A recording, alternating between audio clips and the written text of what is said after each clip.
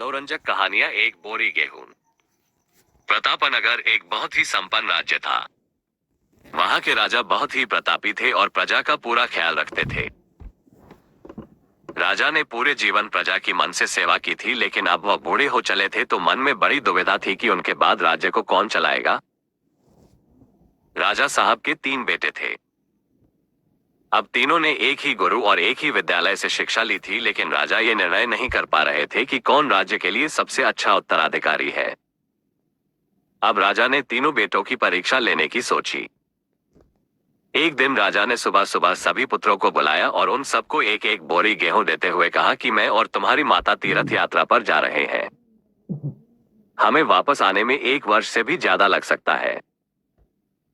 तुम तीनों की ये जिम्मेदारी है कि अपने हिस्से के गेहूं को संभाल के रखना, और जब मैं वापस लौटूं तो तुमको ये गेहूं की बोरी वापस लौटानी है। ऐसा कहकर राजा और रानी तीर्थ यात्रा पर चल दिए। सबसे बड़े बेटे से सोचा, ये गेहूं की बोरी पिताजी को वापस लौटानी है तो इसे मैं तिजोरी में बंद कर देता हूं। जब पिताजी आएंगे तो वापस दे दूंगा। यही सोचकर उसने गेहूं की बोरी तिजोरी में रखवा दी ताकि एक दाना भी इधर उधर ना हो। दूसरे बेटे से सोचा कि तिजोरी में तो गेहूं सड़ जाएंगे, मैं इन गेहूं को खेत में डलवा देता हूं जिससे गेहूं की अच्छी फसल होगी और पिताजी को एक बोरी की बजाय कई बोरी गेहूं दे सकूंगा। अब उसने ना गेहूं के लिए अच्छा खेत देखा और ना ही अच्छी उपजाऊ जमीन देखी और ना ही खेत की घास फूस को साफ कराया। बस ऐसे ही एक बंजर जमीन पर गेहूं डलवा दिए और कभी उनकी देखभाल करने नहीं आया। उसे लगा कि अब अपने आप फसल आ जाएगी। तीसरा बेटा ज्यादा समझदार था।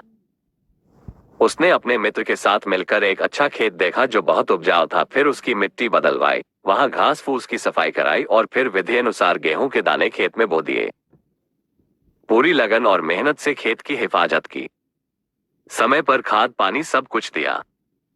साल भर बाद पहली फसल आई। उसने फिर से उसे बोया, फिर और अन्न उपजा। खेत खलिहान लहलहाने लगा। राजा यही कोई 3 वर्ष बाद वापस आया। तीनों पुत्रों को देखकर बड़ी प्रसन्नता हुई, साथ ही मन में इच्छा थी ये जानने की कि बेटों ने गेहूं के साथ क्या किया। पहले पुत्र ने जैसे ही तिजोरी खोल के दिखाए, अंदर से बहुत बुरी बदबू आ रही थी। सब कुछ सड़कर राख हो चुका था। पिता ने कहा, यह अन्न है जिससे हम सबका जीवन चलता है और तुम इसकी देखभाल नहीं कर पाए, तुम क्या राज्य संभालोगे। अब दूसरा बेटा पिता को उस जगह पर ले गया जहां उसने गेहूं को डलवाया था। वहां जाकर देखा तो जंगल था, बड़ी बड़ी घास फूस खड़ी थी। गेहूं का तो नामो निशान ही नहीं था। राजा बहुत नाराज हुआ और उसे भी राज्य का उत्तराधिकारी बनाने से मना कर दिया। अब तीसरा पुत्र पिता को अपने खेतों पर ले गया। वाह, दूर से ही एक अलग खुशबू आ रही थी। गेहूं की फसल लहलहा रही थी। चारों तरफ हरियाली और जीवन था। और उस खेत से 50 बोरी से भी ज्यादा गेहूं उत्पन्न हो चुका था और आज भी खेत में फिर से फसल खड़ी थी। राजा का मन देखकर बहुत प्रसन्न हुआ और राजा ने तीसरे बेटे को अपने राज्य का उत्तराधिकारी बनाने का निर्णय लिया। दोस्तों, उस राजा की तरह भगवान ने भी हमें कुछ गेहूं संभाल के रखने को दिए हैं। वो गेहूं है हमारा जीवन, जिसे हम बेकार के कामों में नष्ट कर देते हैं। ईश्वर ने जीवन दिया कि दुनिया का विकास करना, अपने ज्ञान को बढ़ाना और उसे बांटना।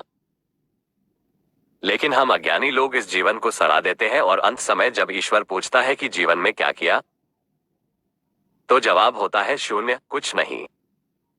अपने मन की जमीन को साफ करिए, उसमें जो घास फूस है वो हटाइए। मन में जो ईर्ष्या, गुस्सा और व्यसनों को हटाइए और अच्छाई के बीच बोइए।